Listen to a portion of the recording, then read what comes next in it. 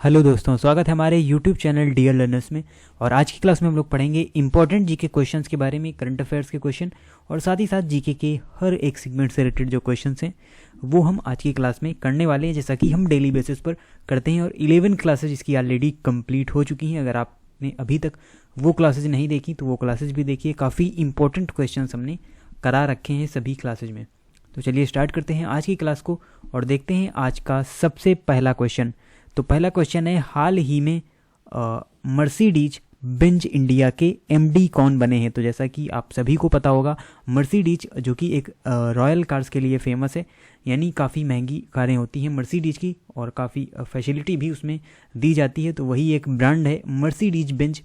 और Mercedes Benz India, वैसे तो ये फॉरेन कंपनी है, लेकिन क्योंकि इसकी इंडिया में भी ब्रांच है तो इंडिया के जो एमडी बने हैं, यानी मर्सिडीज बेंज इंडिया के एमडी बने हैं, वो कौन बने हैं? तो वो बने हैं संतोष अय्यर।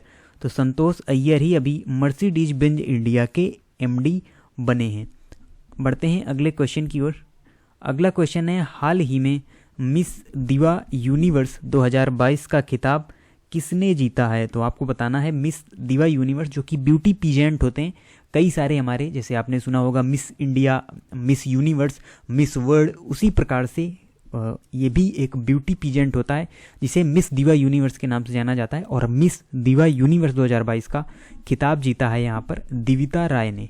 तो दिविता राय ने अभी मिस दिवा यूनिवर्स का खिताब जीता है। और बात करें अगर हम मिस यूनिवर्स 2022 की, तो देखिए मिस यूनिवर्स सबसे बड़ा ब्यूटी पीजेंट होता है, तो ये जीता था हरनाज संधू ने मिस यूनिवर्स 2022 का खिताब। उसके अलावा जो अदर यहाँ पर होते हैं ब्यूटी पीजेंट्स, उनमें आपका मिस इंडिया हुआ, मिस वर्ल्ड, फिर जिस प्रकार से आप मिस इंडिया जीतेंगे तो फिर आप वर्ल्ड लेवल पर जाएंगे मिस वर्ल्ड, फिर आप मिस यूनिवर्स में पार्टिसिपेट कर पाएंगे। इस प्रकार से अलग अलग नियम होते हैं। अगला क्वेश्चन है, हाल ही में किस बैंक ने रुपे क्रेडिट कार्ड को लॉन्च किया है? तो रुपे क्रेडिट कार्ड को लॉन्च करने वाला बैंक कौन सा है? तो वो है ICICI बैंक। तो ICICI बैंक ने ही अभी रुपे क्रेडिट कार्ड को लॉन्च किया है हाल ही में। अगला क्वेश्चन है, हाल ही में ओलंपिक संग्रहालय कहाँ पर खोला गया है? तो ओलंपिक से रिलेटेड जो संग्रहालय है, म्यूजियम है, उसको खोला गया है लुसाने में।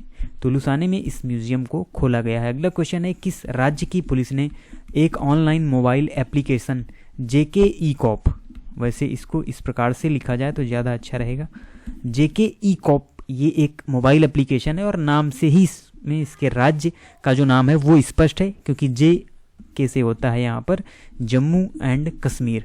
तो जम्मू कश्मीर की ही राज्य पुलिस ने एक ऑनलाइन मोबाइल एप्लीकेशन JK E-कॉप को लॉन्च किया है। अगला क्वेश्चन है, किस प्राचीन भारतीय खेल में बहादुर युवकों की भीड़ को क्रोधित सांडों का सामना करना होता है? तो देखिए ये एक प्राचीन भारतीय खेल है और ये हमारे साउथ इंडिया में किया जाता है, यानी तमिलनाडु में एक त्यौहार होता है पोंगल, और पोंगल त्यौहार में ही इस प्रकार के एक खेल को किया जाता है जिसका नाम है जल्लीकट्टू। और जल्लीकट्टू में क्या होता है कि जो क्रोधित सांड होते हैं उनका सामना करना होता है, एक प्रकार से रेस होती है और इसमें क्रोधित सांडों का जो सामना है वो बहादुर युवकों को करना होता है। तो जल्लीकट्टू नाम का एक, हम ये कह लें कि एक खेल ही हम इसे मानते हैं, जो एक फेस्टिवल में किया जाता है। फेस्टिवल के तौर पर जो तमिलनाडु के लोग हैं वो इसे मनाते हैं। लेकिन क्या हुआ कि क्योंकि इसमें काफ़ी ज़्यादा जो पशुओं हैं उसके साथ, यानी पशुओं के साथ क्रूरता होती है, इसलिए पशुओं की क्रूरता के चलते सुप्रीम कोर्ट ने इस पर रोक लगा दी थी, इस खेल में यानी जल्लीकट्टू के आयोजन पर रोक लगा दी गई थी सुप्रीम कोर्ट के द्वारा, क्योंकि इसमें काफ़ी पशुओं के साथ क्रूरता देखने को मिलती है। अगला क्वेश्चन है, निम्न में से कौन डेक्कन एजुकेशन सोसाइटी के संस्थापकों में एक हैं? तो डेक्कन एजुकेशन सोसाइटी की जो स्थापना है वो किसने की थी? तो वो की थी जीजी अगरकर ने। तो जीजी अगरकर के द्वारा ही यहाँ पर डेक्कन एजुकेशन सोसाइटी की स्थापना की गई थी।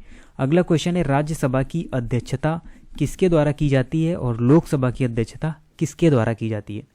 तो अगर हम यहाँ पर बात करें राज्यसभा की, जिसे उच्च सदन के नाम से जाना जाता है, स्थायी सदन के नाम से जाना जाता है, तो राज्यसभा की जो अध्यक्षता है यानी राज्यसभा का जो सभापति होता है वो कौन होता है? तो वो होता है उपराष्ट्रपति। और बात की जाए अगर लोकसभा की, तो लोकसभा की अध्यक्षता करता है लोकसभा अध्यक्ष, जिसको लोकसभा के सदस्यों के द्वारा चुना जाता है। तो देखिए यहाँ पर सही आंसर होगा डी नंबर, उपराष्ट्रपति और सभापति। देखिए राष्ट्रपति राज्यसभा की अध्यक्षता से कोई लेना देना नहीं है, और राज्यसभा की जो अध्यक्षता है और लोकसभा की अध्यक्षता उपराष्ट्रपति करेगा, नहीं तो ये ऑप्शन भी गलत होता है। और राज्यसभा की अध्यक्षता उपराष्ट्रपति तो सही हो गया, लेकिन लोकसभा की अध्यक्षता प्रधानमंत्री के द्वारा नहीं की जाती है, तो सही आंसर होगा डी नंबर। अगला क्वेश्चन है, निम्न में से कौन सा ध्रुवीय जानवर नहीं है? तो देखिए हमारी जो अर्थ है उसमें ऊपर का जो भाग है और नीचे का भाग है, ये हमारा उत्तरी गोलार्ध और ये है दक्षिणी गोलार्ध, यानी वैसे इस प्रकार से बटी हुई होती है इक्वेटर से, ऊपर का उत्तरी गोलार्ध, नीचे का दक्षिणी गोलार्ध। और ये जो होते हैं इन्हें हम क्या कहते हैं? पोल्स कहते हैं, यानी इन्हें हम ध्रुव कहते हैं, उत्तरी ध्रुव और दक्षिणी ध्रुव। तो यहाँ पर आपसे पूछा जा रहा है कौन सा ऐसा जानवर है जो ध्रुवीय जानवर नहीं है, यानी ध्रुवों पर नहीं पाया जाता। तो देखिए वालरस, ये भी ध्रुवों में पाया जाता है। और यहाँ पर जो सही आंसर होगा वो होगा बी नंबर, जो लीमड़ जानवर है ये आपका ध्रुवीय जानवर नहीं है। बाकी रिंग्ड सील और कस्तूरी बैल ये सभी ध्रुवों में पाए जाते हैं, पोल्स में पाए जाते हैं, जहाँ पर बहुत ज़्यादा सर्दी होती है।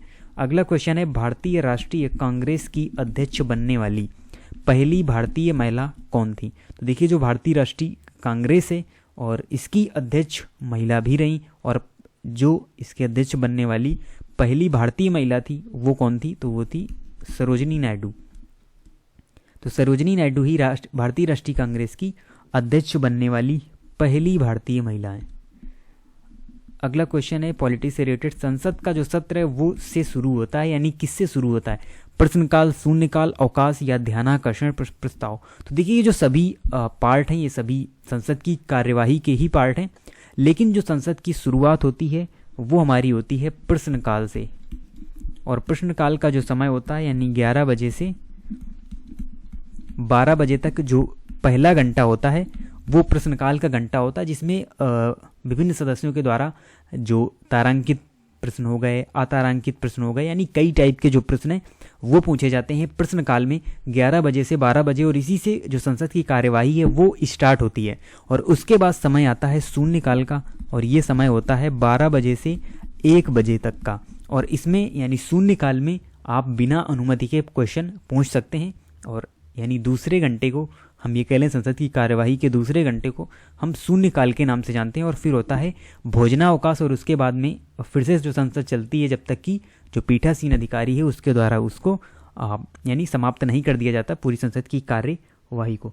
तो यहाँ पर आंसर सही होगा, प्रश्नकाल से ही यहाँ पर शुरुआत होती है संसद के सत्र की। अगला क्वेश्चन है, एक खगोलीय इकाई और एक पारसेक किसके मात्रक हैं? तो देखिए जो पारसेक हो या हम ये कह लें खगोलीय दूरी या खगोलीय जो इकाई है ये सभी मात्रक होते हैं लंबाई के।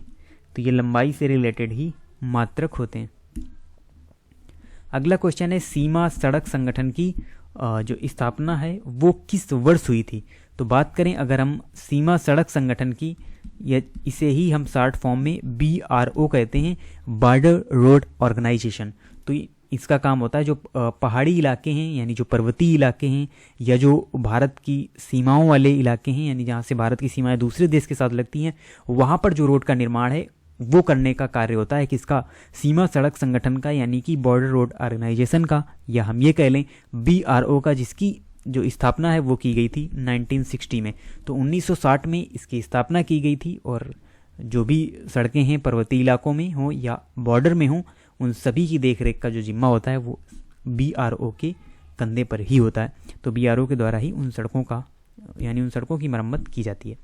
अगला क्वेश्चन है, निम्न में से क्या बौद्ध स्तूपों की संरचना का एक हिस्सा नहीं है? तो देखिए जो बौद्ध स्तूप होते हैं अलग अलग उनके कई सारे हिस्से होते हैं, लेकिन 4 में से एक ऐसा भी यहाँ पर वर्ड है जो उनका हिस्सा नहीं है। तो यहाँ पर सही आंसर होगा गोपुर। तो देखिए गोपुरम, या जिसे गोपुर भी कहते हैं या गोपुरम कहते हैं, ये मंदिर निर्माण का यानी मंदिर निर्माण की शैली से रिलेटेड है, यानी मंदिरों से रिलेटेड है ये जो संरचना है गोपुरम की। और यहाँ पर जो अदर संरचनाएं हैं, हर्मिका छत्र हो गई, ये सभी बौद्ध स्तूप की संरचना से संबंधित है। अगला क्वेश्चन है, निम्न में से किसने मोहम्मद एंग्लो ओरिएंटल कॉलेज की स्थापना की थी? तो जो एंग्लो ओरिएंटल कॉलेज है इसकी स्थापना की गई थी सर सैयद अहमद खां के द्वारा। तो सर सैयद अहमद खान ने ही एंग्लो ओरिएंटल कॉलेज की स्थापना की थी। अगला क्वेश्चन है 2011 की जनगणना के अनुसार भारत की महिला साक्षरता दर क्या है। तो देखिए, अगर हम बात करें ओवरऑल साक्षरता की भारत की, तो लगभग 74% जो साक्षरता है वो ओवरऑल भारत की है। लेकिन अगर हम बात करें यहाँ पर देखिए, आपसे परसेंटेज पूछा गया और वो भी अनुमानित, ये लगभग में होगा क्योंकि यहाँ पर एक रेंज दी हुई है, आपको एग्जैक्ट नहीं बताना है। तो 2011 की जनगणना के अनुसार जो भारत की महिला साक्षरता दर है वो है आपकी 60 to 69% के बीच में, यानी 60 से 69% के बीच में यहाँ पर भारत की महिला साक्षरता दर है। और ओवरऑल 74, जिसमें आपकी महिला पुरुष सभी शामिल हैं, तो वो हमारी साक्षरता दर कितनी है, 74% है। अगला क्वेश्चन है कुचिपुड़ी किस भारतीय राज्य का शास्त्रीय नृत्य है। तो देखिए, कई बार मल्टीपल टाइम हम आपको पढ़ा चुके हैं शास्त्रीय नृत्यों के बारे में, और 8 शास्त्रीय नृत्य हम आपको हर बार बताते हैं जब इससे रिलेटेड कोई भी क्वेश्चन पूछा जाता है। और आज भी आपसे क्वेश्चन पूछा गया कुचिपुड़ी किस भारतीय राज्य का शास्त्रीय नृत्य है। तो देखिए, जो कुचिपुड़ी है ये रिलेटेड है आपका आंध्र प्रदेश से, यानी आंध्र प्रदेश का शास्त्रीय नृत्य है। टोटल हमारे 8 शास्त्रीय नृत्य हैं। केरल के 2 हो गए यहाँ पर, मोहिनीअट्टम और कथकली। तो मोहिनीअट्टम कथकली केरल का हो गया। तमिलनाडु का आपका हो गया भरतनाट्यम। उसके अलावा असम का हो गया आपका सत्रिया, और आंध्र प्रदेश का कुचिपुड़ी, ये हो गए हमारे। और उत्तर प्रदेश या उत्तर भारत का हो गया आपका कथक, और उड़ीसा का उड़ीसी, और मणिपुर का मणिपुरी। इस प्रकार से आपके 8 यहाँ पर शास्त्रीय नृत्य हो जाते हैं, और इन सभी के राज्य आपको याद रखने हैं। अगला क्वेश्चन है आईपीएल की शुरुआत किस वर्ष से हुई थी, यानी जो इंडियन प्रीमियर लीग है क्रिकेट से रिलेटेड, इसकी शुरुआत किस वर्ष से हुई थी, यानी किस वर्ष से जो आईपीएल है वो यहाँ पर स्टार्ट हुआ था। तो ये स्टार्ट हुआ था 2008 से, और 2008 में ही इसकी शुरुआत की गई थी। और ललित मोदी को आईपीएल का जनक माना जाता है, यानी ललित मोदी ने ही इसकी शुरुआत की थी, 2008 में आईपीएल की शुरुआत की थी। अगला क्वेश्चन है निम्न में से किस कोशिकांग को कोशिका की आत्मघाती थैली के रूप में भी जाना जाता है, यानी कोशिका की जो आत्महत्या कहाँ पर हो जाती है, यानी हम ये कह लें जो कोशिका की आत्मघाती थैली है उसके रूप में किसे जाना जाता है, तो वो जाना जाता है लाइसोसोम को। तो लाइसोसोम को ही कोशिकांग, यानी हम ये कह लें कोशिका की आत्मघाती थैली के रूप में जाना जाता है। अगला और लास्ट क्वेश्चन है बाबर ने दिल्ली के सुल्तान इब्राहिम लोदी को में हराया और दिल्ली और आगरा पर कब्जा कर लिया। तो बात की जा रही है मुगल शासक बाबर की, और बाबर ने यहाँ पर मुगल वंश की स्थापना की थी दिल्ली के सुल्तान इब्राहिम लोदी को हराकर। और कहाँ पर हराया था, तो उस स्थान का नाम आपसे पूछा जा रहा है। और कई बार आपसे सन भी पूछा गया है, और कई बार किस शासक को हराया। पिछले ही क्लास में हमने क्वेश्चन पढ़ा था बाबर ने किस दिल्ली सल्तनत के किस शासक को हराकर मुगल वंश की स्थापना की थी, तो वो शासक है इब्राहिम लोदी, जो कि लोदी वंश से रिलेटेड है, दिल्ली सल्तनत से रिलेटेड है। और इसमें यानी बाबर और इब्राहिम लोदी के बीच में युद्ध हुआ था पानीपत में, जिसे पानीपत के युद्ध के नाम से जाना जाता है। और 1526 ईस्वी में ये युद्ध हुआ था, और इसी युद्ध में इब्राहिम लोदी को हराकर बाबर ने मुगल वंश की स्थापना की थी। और यहाँ पर दिल्ली सल्तनत का अंत होता है और शुरुआत होती है मुगल वंश की। तो ये आपको याद रखना है। आपसे सन पूछा जाए, स्थान पूछा जाए या शासक पूछा जाए, सभी आपको अच्छी तरीके से पता होने चाहिए। और ये हमारे आज के इम्पोर्टेंट क्वेश्चन थे। साथ ही साथ हमने कई सारे जो उनसे बनने वाले क्वेश्चन हैं उनको भी यहाँ पर साथ में किया। तो आप इसी तरीके से चैनल से जुड़े रहें। मिलते हैं आपसे नेक्स्ट वीडियो में न्यू इम्पोर्टेंट क्वेश्चन के साथ, और तब तक के लिए धन्यवाद।